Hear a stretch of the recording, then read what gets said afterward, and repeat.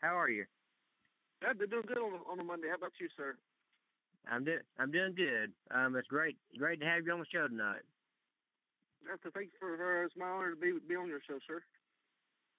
Thank you. I guess first off, Terry, I want to ask you, how did you first get started in the wrestling business? Years ago, me and my brother, we grew up watching wrestling on TV and stuff, and I just fell in love with wrestling number two, and always been like my go-to idol. And my brother is a little bit older than I. He found somebody to train him. He started wrestling in the Southeast, and a few years later, I followed in footsteps and turned it into like a family business around here. Wow! And I just had my 25th anniversary this past September. Wow, that's awesome. That's great. 25 years of being in it. That's great. I can actually I remember actually when I think I was, let's see how old I was. I think I was about 11 or 12. I actually met your brother, Steve the Brawler Lawler. He was down at the Carolyn Ford in Fayetteville, Georgia, down there at the car lot down there, and I met Steve the Brawler Lawler down there, and I think he was down there with Bambi and Junkyard Dog and Brian Armstrong at the time, and he always wore that black one strap, to the ring. Yes, sir. So are you by any chance related to Jerry Lawler or Honky Tonk Man, or? No, sir. It just happened to be the last one. If I actually claimed me to one of them, if I was claimed, I don't know if I claimed them or not. Yeah, I hear you there. So you were known. My understanding, you were known as the Jailhouse Rocker. Yes, sir. I broke in. My first name I ran under for a few months was Steve Young, which, if you reverse it, you got a Young Steve, which was a homage to my brother name. I did for a while, and then we cut my hair real short for summertime back when I was enhanced talent for TV here in Georgia. And started going back out, and that's when Bonnie Blackstone and Joe Pedicino and Sammy Kent, they were all doing these Superstars of Wrestling TV shows. She made a comment that I favored a young Elvis, and I should try to do something with that character. So I went through several different albums that I have, and I came up with the Jailhouse Rocker name, and just kind of worked around that, and patent the look, and found my spot in the Georgia scene. Wow, that's very interesting. I remember watching Superstars of Wrestling when it came on, and I remember I would stay up, all hours of the night watching it, and it was so good. And they just had, it seemed like every single wrestling company there was. They had Smoky Mountain and Continental and Memphis. And did you ever work for Continental Wrestling or Smoky Mountain? We did some intercontinental promotions between Smoky Mountain and North Georgia Wrestling.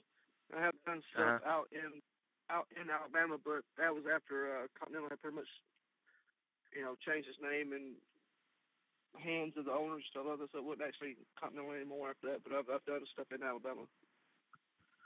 Okay, so you were on North Georgia Wrestling? Yes, sir. Okay, I think I remember you now, Terry, because did you used to wrestle on there with the rock and roll PMs? I was there when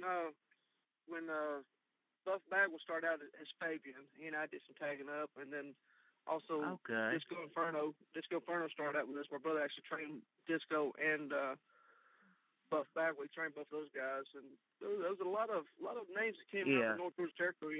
Bull Buchanan came out of there.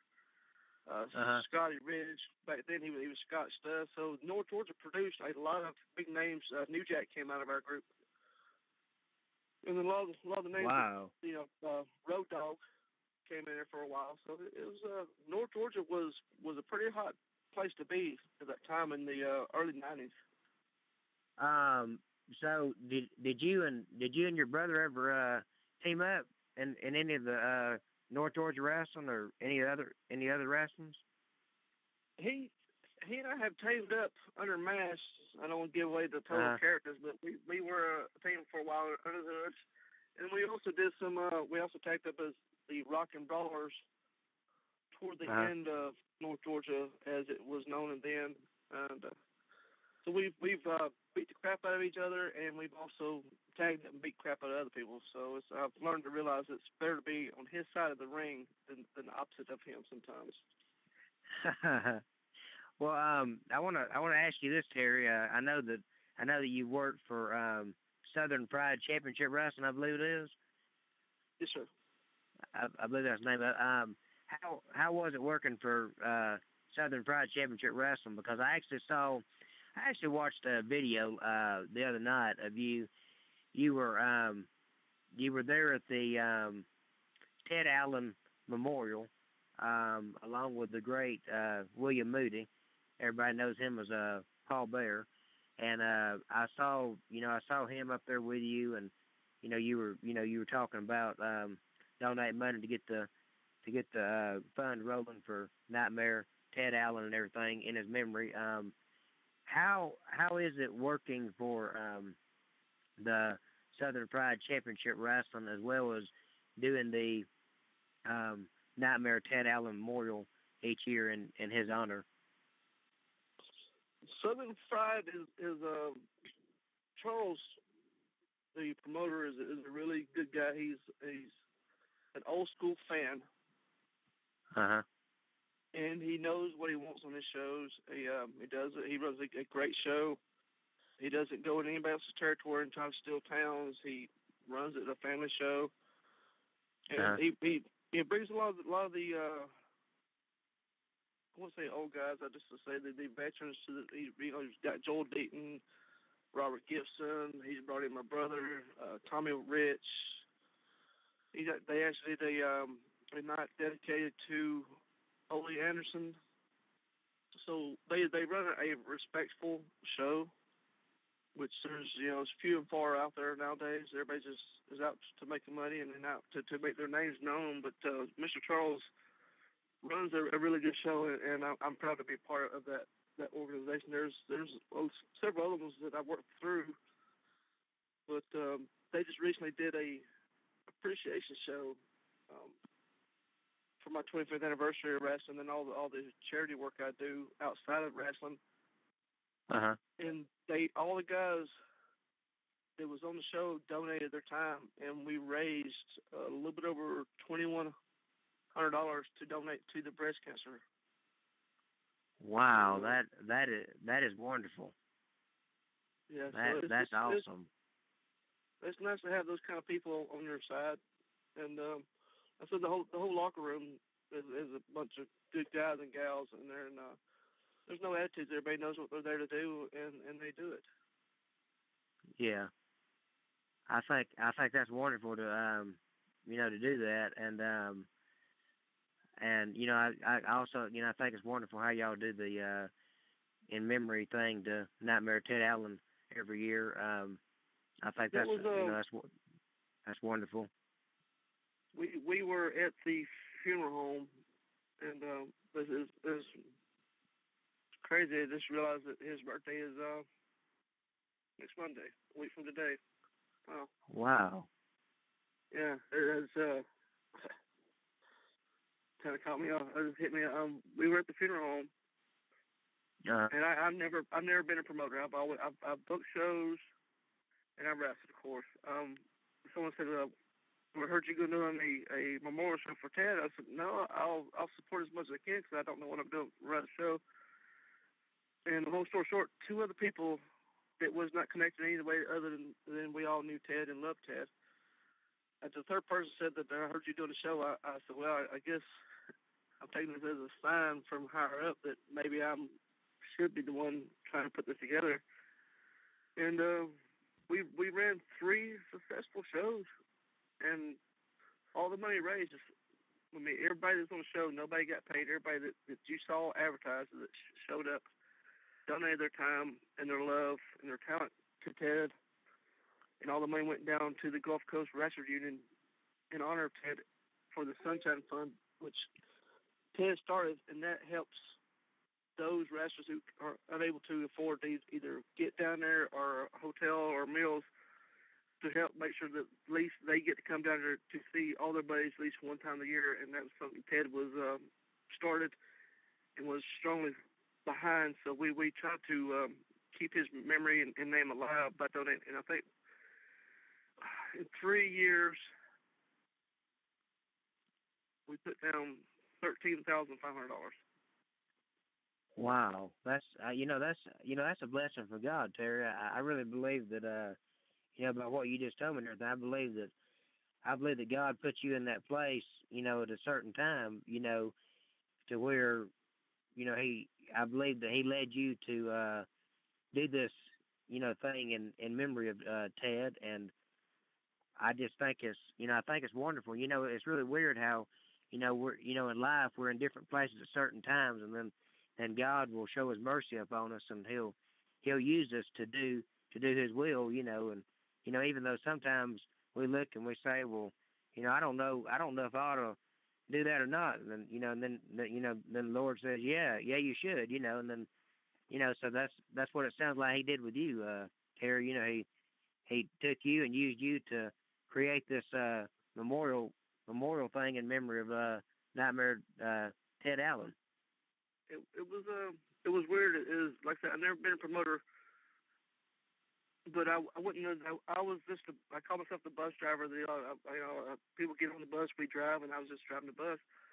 So I had other people helping me, like my business partner from Ellen Promotions. I had the mind for what I wanted.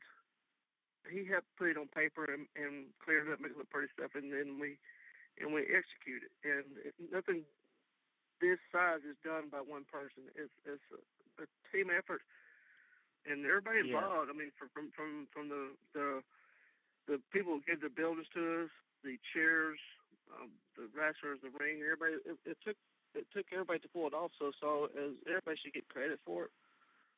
It was truly an honor that we knew that we didn't want to drag it in the ground, and we was trying to do it the right way. And was trying to get one more in the books. It just didn't work out, and maybe it didn't work out for a reason. But we had 3 good years, and we did what very few people have ever done.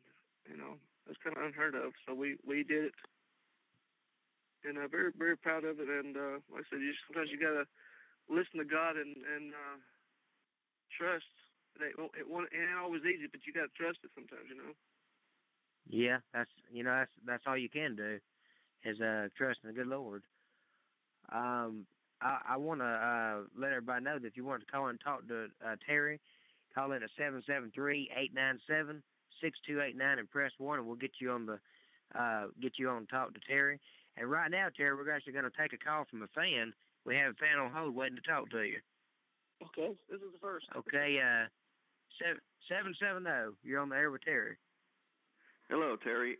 This is Harold. I'm also known as Radar Martin. I'm a referee, and I actually got to referee one of your matches about a year ago, I think it was. But anyway, I know you do a lot of charity work, and I was wondering, how is Susan Meeks doing?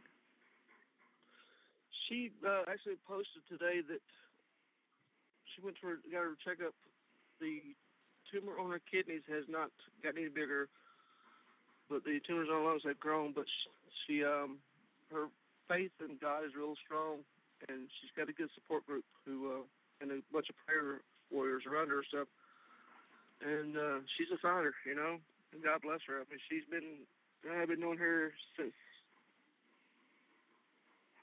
early part of my high school years. So you're talking about mid-'80s. She's been a good friend to a lot of people in this business, and we just prayers work, Okay, well, that's good. Thank you for that update. She is on my friend list as well. Yeah, if you go on her Facebook today, she actually posted today the full report. So I didn't want to misquote nothing.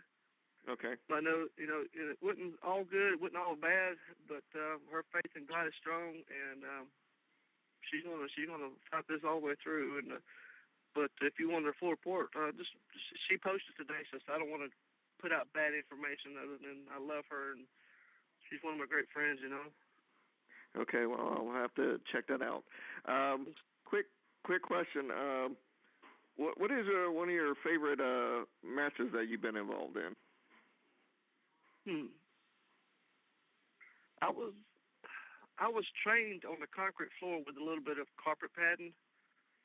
So when I found hardcore wrestling, it's not the prettiest, it ain't the greatest style, it ain't really much a style at all, but I love, as crazy as it sounds, any kind of hardcore matches, whether it be fans bring whatever matches, bob wire matches, TLC matches. I just love pushing myself beyond the normal. Okay. All right. Well, thank you for taking my call. Take care. Okay. Bye-bye. Yes, sir. Thank you. Yes, Thank you for going. If you want to call and talk to Terry Rocker Lawler, ladies and gentlemen, you can call 773-897-6289 and press 1, and we'll get you on to talk to Terry. I saw on Facebook before that I believe you're good friends with David Young and Amber Young that both wrestle. David's like one of my brothers, and actually Amber and her sister both call me Uncle Terry. So we've been knowing each other, God, since the late '80s, early '90s, maybe. Wow. I've seen his kids. We've lived together. We rode up down the road together, watched his kids grow up, and I was actually there for the birth of his son. And it's we've been through a lot together. We've tagged up, fought each other. It's a crazy world, but we're still family. Yeah. Wow, that's amazing. Yeah, I sent Amber a message the other day on Facebook telling her you was gonna be on here. I invited her and Anthony to call into the show, if they wanted to. So, maybe they'll call in. They might be busy though, But I wanted to ask you, Terry, what are your thoughts on the current product on TV that you see from WWE and TNA? I haven't watched it in years. Oh, you haven't? I grew up in the old school stuff where you say you're gonna do something, you do it, and less talk, more action. And I'm a firm believer in that. And I try to watch it, and when it cut on, they're talking for the first 20-25 minutes, and you hadn't had the first match. Yeah. I was a firm believer. Like, you do all your interviews the old school TV was. If you don't get covered in 2 to 3 minutes, you done lost the crowd's interest of what you started out with. So just get in and get out type effect. Yeah. I gotta honestly say that back in the days of Superstars of Wrestling and the WCW Saturday Night days, I actually enjoyed watching that more than I do today's product. I guess because you had a lot of old school stuff, and you had a lot of stuff that you saw the real wrestling, you saw the real good excitement and stuff. You don't see that anymore with the stuff they got on today. But it lost its flavor when Vince bought WCW, because when you buy the competition and you're pretty much the only show in town, so to speak, that you have nobody to drive your product direction. Like when the Monday Night Wars were going on, it was constantly back and forth, constant action, because you had to outdo the other channel. Otherwise, somebody would change channel during an interview, and you might not get them back for the rest of the hour. So back in the Monday Night Wars, it was great because it was a real actual war of wrestling. Yeah, that's true. Yeah, it was a lot more exciting back then. Everything, I believe. I want to move on in this interview to your testimony, if you could. I'm gonna let you have the mic, and just give the fans your personal testimony about how you got saved and everything. I was a young kid years ago. Stuff. Went to vacation Bible school, and I grew up in the church. Was just it, I don't know, just the Spirit came and moved me. Then I got saved, and got baptized that same year. Then years down the road, I kind of wrestling is a good thing in my life because it brought me out of my shell, but it also had some demons I was fighting against before I got into wrestling. I kind of got away from my church life. I got into some pain medicines where my demons started between pain medicines and then alcohol. And then the wrestling came along, and I'm not blaming it. Just when I found my spot on TV here in the Southeast, when you wrestle in several shows, the first night is always easy to bounce back from. But when you start beating your body up and time after time, you don't want to give it a spot, so you take something to make it numb. And then my drugs started growing when I was, drinking, popping, smoking, snorting, and it kind of got out of control over the years. And actually came to come to Jesus meeting one night when I got a hold of some bad stuff. And you got to realize at that time I was doing like an 8-ball cocaine like every other day, so it was getting to be a pretty expensive and hard on the heart, hard on the body drug. And I got a hold of some bad stuff. And I felt like King Kong was trying to bust through my heart, through my chest. And I actually just, dropped to my knees and prayed to God that He would get me through this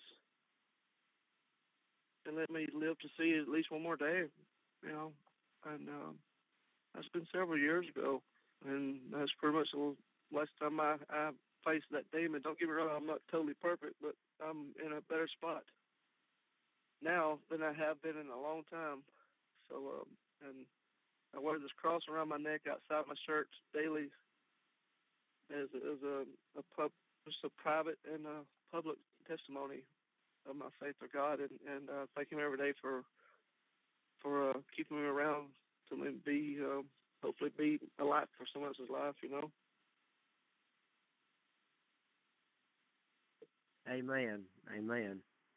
I tell you, folks, you heard what Terry just said. He was talking about all the demons he overcame, and from drug use to drinking, and what God brought him from, and God can bring you from anything you're going through, folks. He can bring you through it too. And if you've never been saved, he can he can save you too. I mean, he can help you.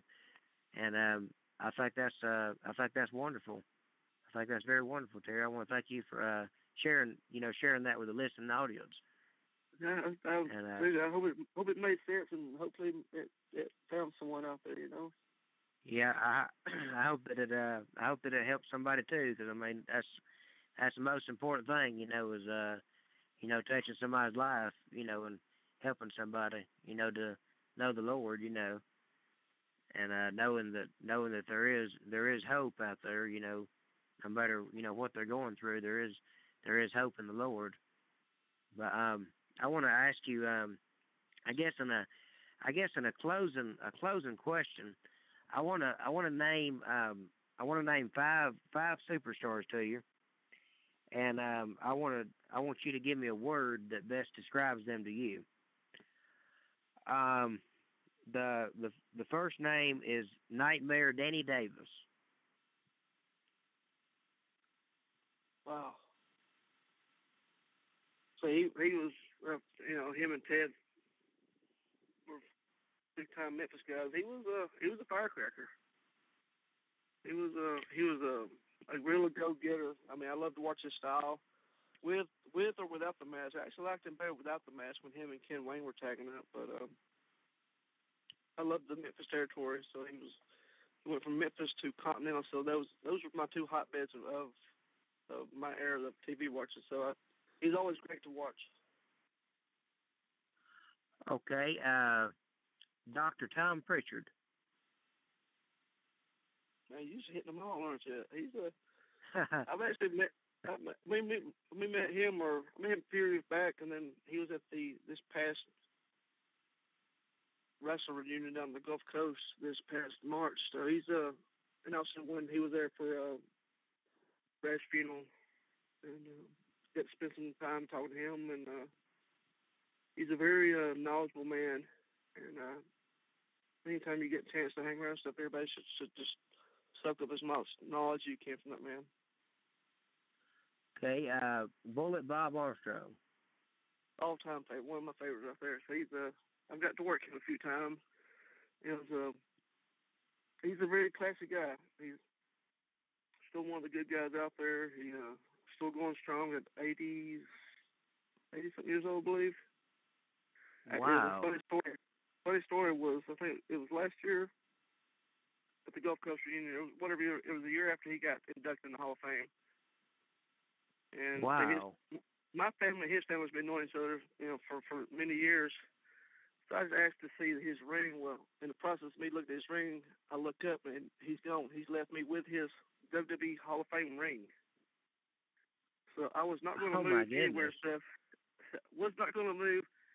And I think Ranger Ross asked to see the ring, and he couldn't find it and realized that he didn't have it anymore. I said, I'm right here where you left me. I was not going to move with this Hall of Fame ring in my hand.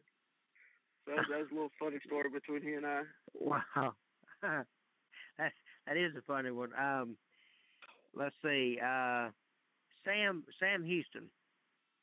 Underrated. He came from a good, strong wrestling family. He was one of those people that didn't know quite how to use him, kind of like Brad Armstrong.